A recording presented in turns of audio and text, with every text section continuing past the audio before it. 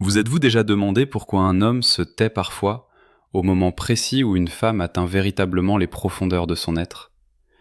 Non pas simplement ses pensées, non pas simplement son désir, mais cet endroit secret et frémissant où l'ego perd sa prise et où l'inconscient commence à s'exprimer. Dans le langage de la psychologie des profondeurs, un tel instant n'est pas seulement romantique, c'est une forme de reconnaissance. Quelque chose d'ancien se réveille, quelque chose que le philosophe Marc Aurèle aurait pu décrire comme l'âme se souvenant d'elle-même à travers l'autre.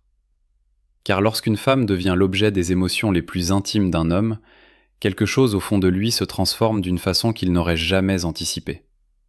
Au début, il ne le comprend pas. La psyché masculine est façonnée pour la poursuite, la conquête, la définition de la réalité par l'action. La force, l'autonomie, l'accomplissement. Tels sont les critères selon lesquels l'ego mesure sa propre valeur.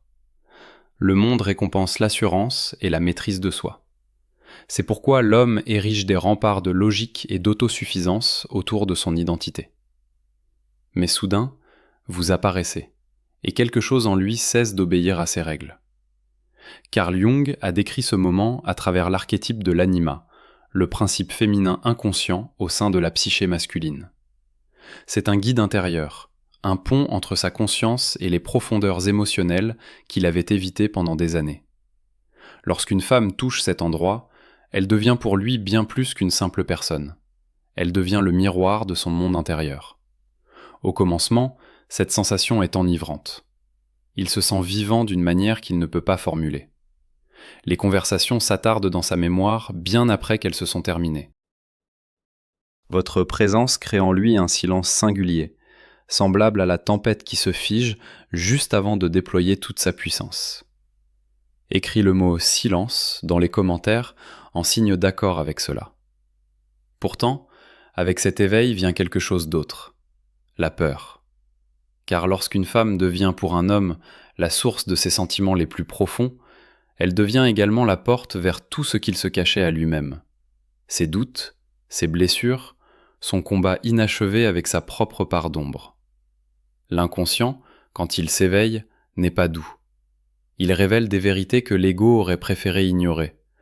Le philosophe stoïcien Sénèque a écrit un jour que le véritable courage n'est pas l'absence de peur, mais la disposition à regarder en face ce que l'âme connaît déjà. Et soudain, il se trouve contraint de faire exactement cela. Votre présence commence à éroder les illusions confortables qu'il s'était construites sur lui-même. L'homme fort, qui croyait n'avoir besoin de rien, découvre une vulnérabilité qu'il ne peut pas maîtriser. L'individu indépendant, qui avançait autrefois dans la vie en restant inaperçu, ressent maintenant l'étrange puissance d'un lien émotionnel.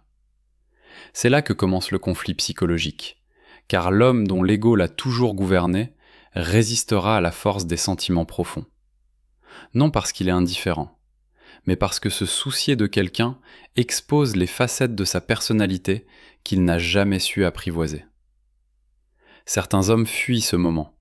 Ils prennent leur distance, ils se ferment. Ils se convainquent que ce qu'ils ressentent est passager, irrationnel, périlleux. Mais en réalité, ils fuient la confrontation avec leur propre âme. Jung avertissait que tout ce à quoi la conscience refuse de faire face reviendra sous forme de destin. Et lorsqu'une femme éveille en un homme ses émotions les plus secrètes, elle devient la messagère de ce destin. Vous pouvez le percevoir de façon subtile. Il vous regarde différemment. Non pas simplement avec du désir, mais avec un mélange étrange d'admiration et de prudence. Comme si s'approcher trop près risquait de dévoiler trop de choses, parce que quelque part en lui, il sent que quelque chose d'important est en train de se produire. Un glissement, une métamorphose. L'ego masculin préfère le contrôle, tandis que l'âme préfère la vérité. Or, la vérité ne transige pas avec l'orgueil. Et voilà que l'homme commence à lutter contre lui-même. Une partie de lui veut se rapprocher, laisser le lien s'approfondir, explorer la force mystérieuse de l'attraction qui l'attire vers vous. L'autre partie veut se réfugier dans la sécurité de la distance, là où les émotions ne pourront pas troubler la structure de sa personnalité soigneusement édifiée. Et cette guerre intérieure est rarement visible en surface. De l'extérieur, cela peut ressembler à de l'indécision, à de l'incohérence ou à de la confusion. Mais sous cette surface se déroule quelque chose de bien plus profond. Car cet homme se tient au seuil de l'individuation, ce chemin psychologique que Jung décrivait comme le processus de devenir un être accompli. Et chose étrange, c'est vous qui êtes devenu le catalyseur. Non parce que vous êtes responsable de sa transformation, mais parce que votre présence a éclairé les aspects de sa personnalité qu'il ne pouvait plus ignorer. Voilà pourquoi ses sentiments deviennent si intenses, pourquoi son silence s'alourdit-il davantage, pourquoi son attention éveille-t-elle des sensations qui dépassent la simple attirance. Vous avez touché quelque chose de sacré dans son âme. Et une fois que cela se produit, la vie ne peut plus jamais redevenir ce qu'elle était. Même s'il tente de faire semblant qu'il n'en est rien, car un homme peut nier beaucoup de choses, mais il ne peut échapper au moment où une femme devient la source de ses sentiments les plus profonds. Des changements imperceptibles commencent à s'opérer dans sa perception de la réalité. Avant cet éveil, sa vie suivait des schémas prévisibles, des objectifs, une routine, des ambitions. Chaque jour, un pas de plus dans le rythme masculin du progrès et de la maîtrise. Son esprit était tourné vers le monde extérieur, mesurant le succès à l'aune du mouvement et des accomplissements. Mais maintenant, quelque chose en lui se tourne vers l'intérieur. La pensée de vous interrompt sa concentration. Le souvenir de votre voix ressurgit quand le silence envahit la pièce. Votre présence commence à se faire sentir, même quand vous n'êtes pas physiquement là. Et c'est précisément ici que l'homme commence à comprendre que quelque chose de bien plus profond que le simple désir a pris racine en lui. Car le désir existe en surface de la conscience. Mais lorsqu'une femme devient le sentiment le plus intime d'un homme, elle vit à l'intérieur même de l'architecture de sa psyché. Carl Jung parlait de l'inconscient comme d'un vaste océan sous un petit îlot de conscience. La plupart des gens passent leur vie à naviguer uniquement sur cet îlot, persuadés que le monde se limite à ce qu'ils peuvent voir, contrôler et expliquer. Cependant, lorsque l'âme s'éveille, l'océan commence à se mouvoir. Et soudain, l'homme réalise qu'il n'est pas aussi fermé émotionnellement qu'il le croyait. Votre existence a réveillé en lui quelque chose d'ancien. Non pas simplement de l'attachement, non pas simplement du désir, mais du sens. Ce sens même qui pousse un être à se demander qui il est et qui il est en train de devenir.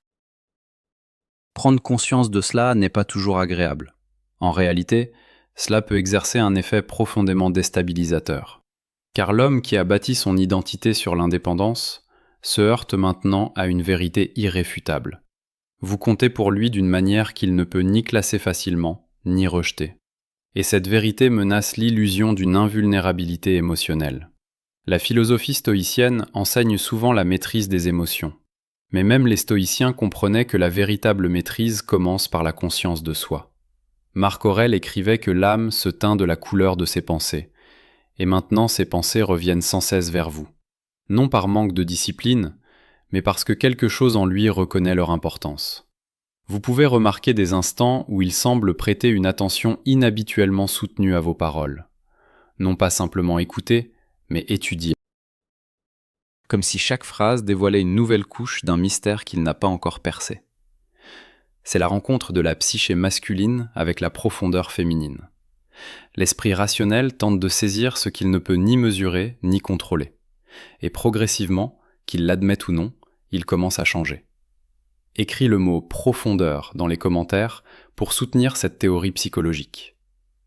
Car lorsqu'une femme devient pour un homme l'expérience émotionnelle la plus intime, elle devient aussi la force qui se confronte à son ombre.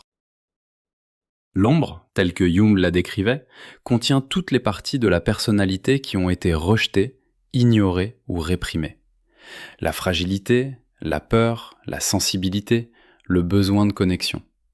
Pour beaucoup d'hommes, ces aspects ont été dissimulés sous des années d'influence culturelle. Sois fort, ne dépends de personne, ne révèle pas ta vulnérabilité. Mais votre présence, sans même chercher à le faire, remet en question ces injonctions intérieures. Il y a en vous quelque chose qui rend l'honnêteté émotionnelle possible.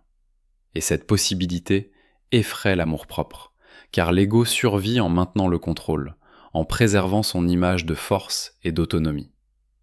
Pourtant, plus ce sentiment est profond, plus cette illusion devient fragile. L'homme peut tenter de rétablir son équilibre. Il peut créer une distance émotionnelle. Il peut se distraire par le travail, les ambitions ou d'autres occupations. Cependant, la psyché n'oublie pas aisément ce qu'elle a reconnu comme essentiel. Sénèque a écrit un jour que ce que l'âme aime profondément ne peut être simplement effacé par la raison. Ainsi, le conflit s'intensifie. Une partie de lui commence à vous admirer non seulement pour ce que vous êtes, mais pour ce que vous éveille en lui. Votre présence sereine, votre sensibilité émotionnelle, la façon dont vous existez sans chercher à prouver quoi que ce soit au monde. Ces qualités exercent une fascination silencieuse, parce qu'elles révèlent une autre manière d'être. Une manière qui ne dépend ni de la domination, ni du contrôle. Un chemin fondé sur l'authenticité. Or, l'authenticité est à la fois magnifique et dangereuse pour l'ego. Plus il vous observe attentivement, plus il ressent en lui quelque chose d'inhabituel, un respect qui confine au recueillement. Il ne s'agit pas d'admiration superficielle, mais d'une prise de conscience plus profonde, que votre présence porte en elle une signification psychologique. Vous n'entrez pas simplement dans sa vie, vous en reconfigurez le monde intérieur. Et pourtant, quelque chose d'encore plus important commence à se produire. À mesure que ce sentiment s'intensifie, il réalise que ses expériences émotionnelles ne sont plus entièrement sous son contrôle. Cette prise de conscience ébranle les fondements de l'ego masculin, car ressentir des émotions profondes, c'est risquer de perdre sa certitude. Se soucier profondément, c'est admettre qu'un autre être exerce désormais une influence sur une partie de son univers émotionnel. Et pour un homme qui croyait autrefois tout maîtriser en lui-même, cette découverte peut sembler à la fois un émerveillement et une source d'inquiétude. Mais derrière cette peur se cache quelque chose d'indéniable. Au fond de son âme naissait une compréhension silencieuse. Vous n'êtes plus simplement quelqu'un qu'il a rencontré. Vous êtes devenu une partie du dialogue intérieur de son âme. Cette prise de conscience ne vient pas d'un coup. Elle se déploie lentement, à l'image de l'aube qui illumine un paysage que l'homme croyait déjà connaître. Au début, cette conscience semble à peine perceptible, presque facile à écarter. Mais la psyché ne ment pas indéfiniment. Quelque chose en lui commence à transformer sa perception de ses propres émotions. L'ego masculin préfère la clarté, des problèmes à résoudre, des obstacles à surmonter, des voies à suivre. Mais le cœur n'obéit pas à une telle logique. Les sentiments surgissent d'endroits que la raison ne peut pas gouverner. Et maintenant, son monde intérieur est devenu plus complexe qu'auparavant. Vous êtes devenu une partie de ce système complexe. Non par la force, non par la manipulation, mais par cette résonance psychologique silencieuse que l'inconscient reconnaît instantanément. Jung décrivait ce phénomène comme la projection, le moment où la psyché superpose son image intérieure à un autre être. Lorsqu'un homme ressent qu'une femme est devenue son sentiment le plus intime, son vécu est à la fois personnel et archétypal. Vous êtes réel. Mais le sens que vous portez dans cette relation est bien plus profond que ce que vous comprenez tous les deux au départ, car grâce à vous, son principe féminin inconscient, l'anima, a trouvé un reflet vivant. Et dès que cette projection s'éveille, elle commence à remodeler son paysage émotionnel. Il peut commencer à remarquer d'étranges contradictions en lui-même. Il y a des moments où il veut s'exprimer ouvertement, mais choisit le silence. Il y a des moments où il se sent attiré vers vous, mais recule soudainement, sans explication. De l'extérieur, un tel comportement peut paraître incompréhensible. Mais d'un point de vue psychologique, il reflète un combat intérieur entre deux forces. L'ego, qui craint de perdre le contrôle, et l'âme, qui aspire à une connexion plus profonde.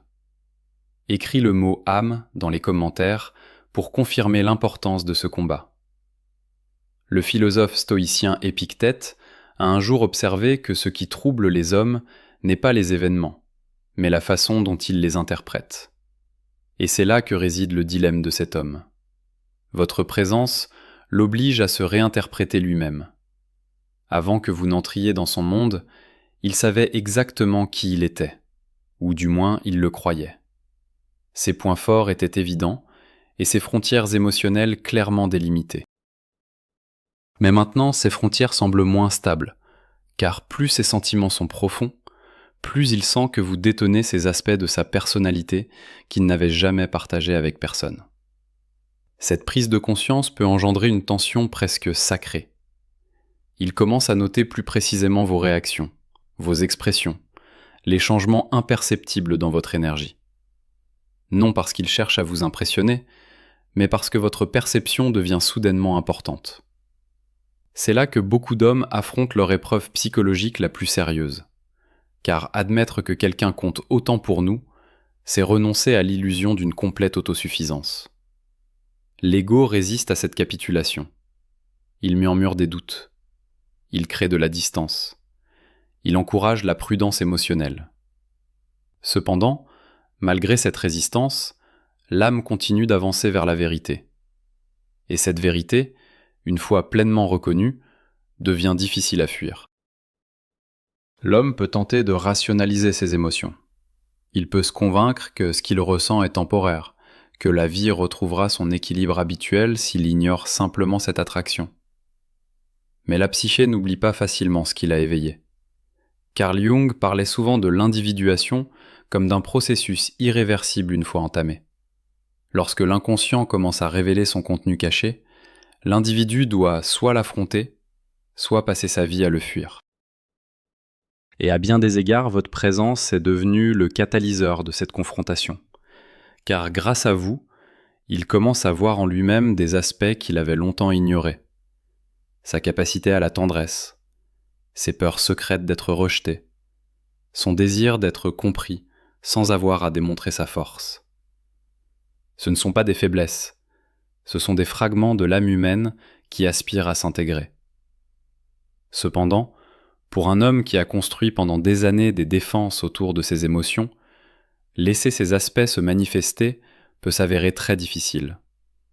C'est pourquoi il hésite, il observe, il analyse ses propres réactions comme un philosophe étudie une vérité complexe. Pourquoi son absence génère-t-elle un vide silencieux ? Pourquoi sa voix reste-t-elle longtemps dans sa mémoire après la fin d'une conversation ?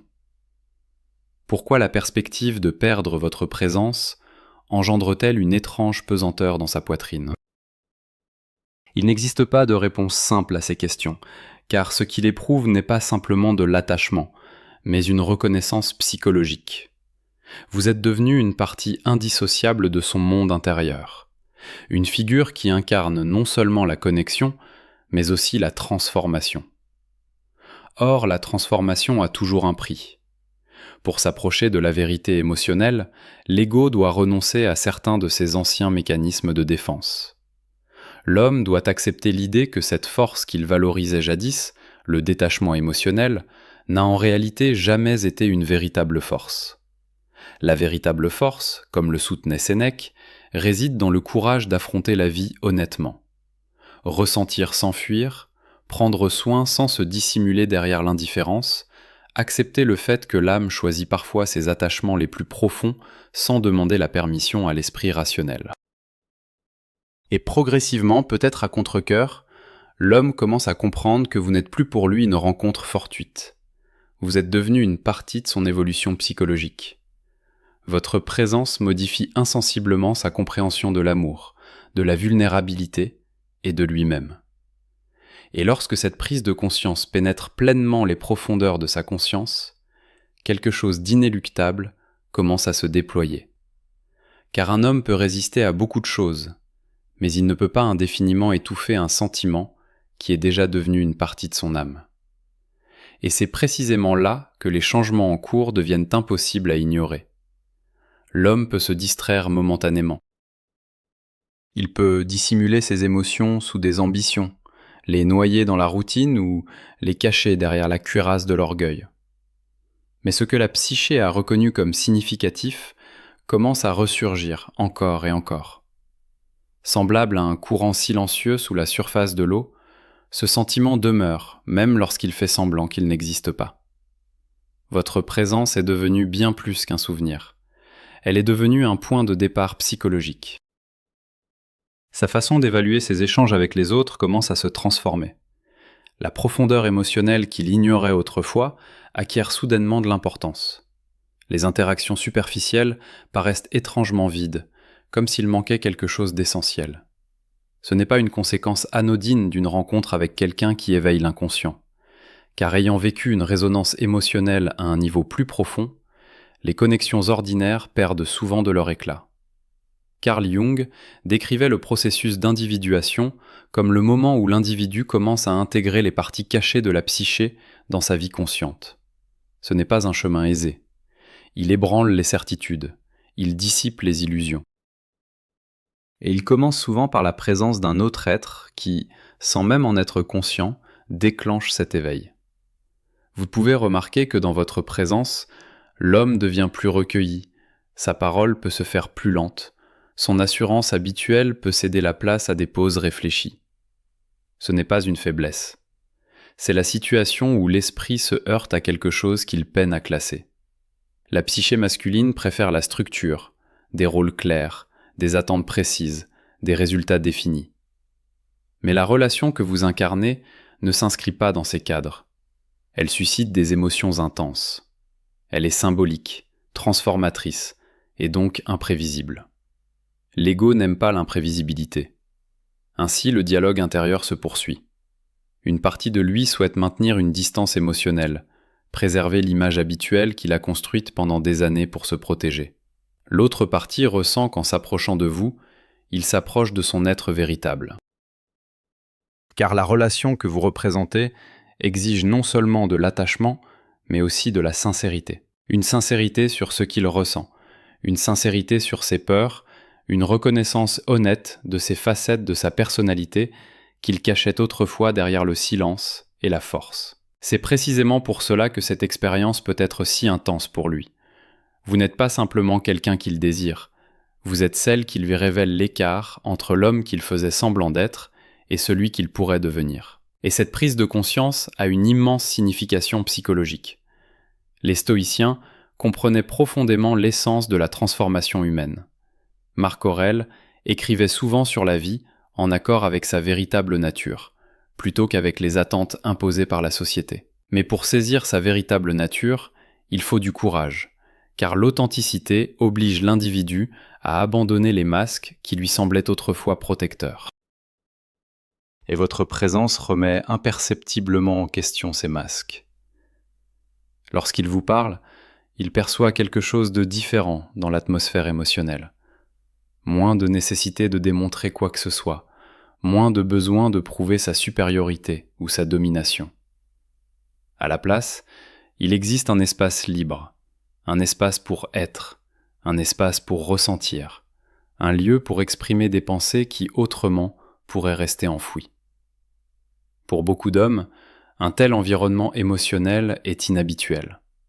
Cependant, l'âme le reconnaît instantanément.